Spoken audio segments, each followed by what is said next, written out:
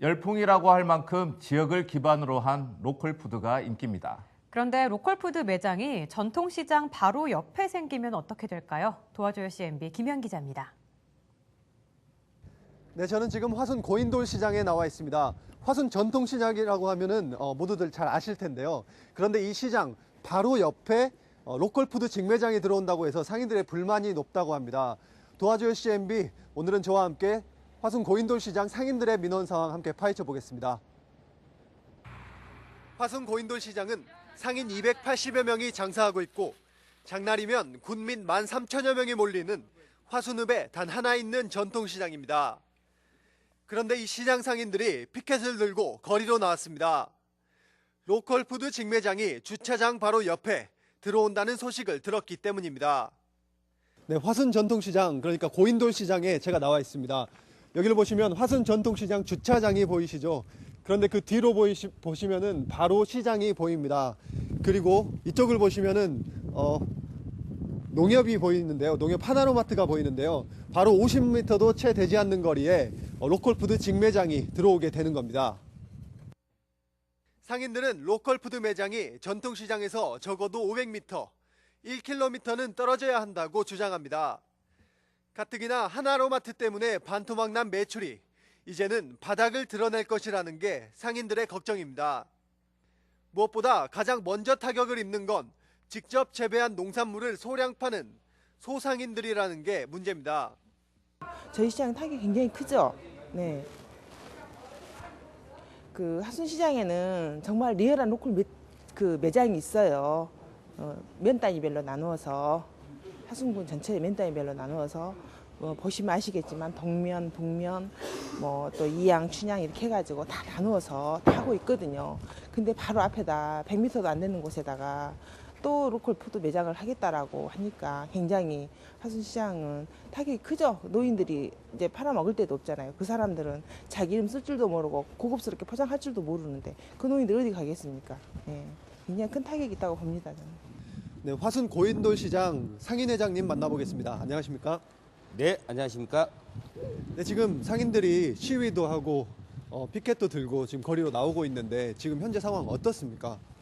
네, 저희 시장 바로 앞에 50m도 안 되는 곳에 하나로마트에서 하순농협 하나로마트에서 로컬푸드 매장을 건립한다 그래서 저희들 시장 상인분들의 생존권이 달린 문제에서 결사 반대 거리 투쟁을 진행하고 있습니다. 네, 생존권이 달렸다고 하셨는데 로컬푸드 직매장이 들어올 경우에 상인들에게 어떤 영향을, 어떤 피해를 끼치게 되는 건가요? 만약에 시장 바로 앞에 로컬푸드가 건립이 된다면은 시장 상인분들의 생존권에 엄청난 타격을 줄 것입니다. 7년 전 하나로마트가 대형화로 인해 가지고 시장 상인분들이 하루 매상이 절반으로 격화됐고 회원수도 400명에서 200명으로 줄어들었습니다. 그런 생존권에 큰 피해를 입고 있습니다. 화순농협에서 하는 로컬푸드 취지는 좋습니다. 그러나 화순시장 바로 옆 앞에 로컬푸드가 된다는 것은 화순 전통시장, 화순 고인돌 시장 상인분들은 대부분 영세 상인들입니다. 영세 상인들의 생존권에 타격을 줄 수 있는 화순농협 로컬푸드가 바로 앞에 세워진 것은 문제가 있다고 생각합니다. 화순시장 1km 밖으로 지어지는 게 저희들의 주장입니다. 반면 농협 측은 서로 상생할 수 있다는 입장입니다. 로컬푸드 직매장이 타 지역 손님을 끌어모아 시장도 덩달아 매출이 오를 거라는 겁니다. 장날 폐장 시간을 조정하고 전통시장 활성화를 위해 홍보와 다양한 문화 공연을 진행하겠다는 게 농협의 절충안입니다. 저희들이 지금 실적으로 모든 소비자층이나 그런 부분들은 광주 동구나 남구 그런 쪽의 소비자층을 많이 기대하고 있습니다. 그래서 그런 부분들에 그분들이 화순을 방문했을 때 굳이 로컬푸드를 이용한다고 하지만은 주변에 있는 전통 시장을 같이 활용으로써 우리가 그 같이 상생하는, 같이 동반 성장하는 그런 계기가 되지 않을까 하는 그런 생각을 하고 있죠, 지금. 네. 우리가 전혀 시장 상인들을 무시한 것이 아니기 때문에 서로가 의견을 존중하는 측면이고, 때문에 또 농협 조합원들 또 농가 소득 증대 그런 분에 두루두루 좀 넓게 생각하셔서 이렇게 활성화될 수 있도록 많은 협조를 해주시면 감사하겠습니다. 농협은 특히 영세 상인들이 로컬 푸드 직매장에서 직접 판매를 할 수 있도록 하겠다는 방안을 내놨습니다. 하지만 이에 대한 해석도 각각 엇갈립니다. 저희들 시골 어르신들이 농안기철이나 농어기철에 조금씩 갖고 나오셔서 그렇게 거리에서 파시고 그런 부분들이 그 시간을 저희들이 활용해 가지고 또 어떻게 보면 바쁜 농사철에는 로컬푸드를 활용해서 물건을 상품화시켜 놔두면 가서 또 다른 일도 할 수가 있고 또 겨울 같은 건 추운 날씨에 밖에서 떨고 있는 것보다는 그렇게 해놓고 집에서 자기 볼일 볼 수 있는 그런 또 여유 시간을 저희들이 든다는 것도 어느 한 측면에 또 좋은 제도라고 또 저희들은 그렇게 생각하죠.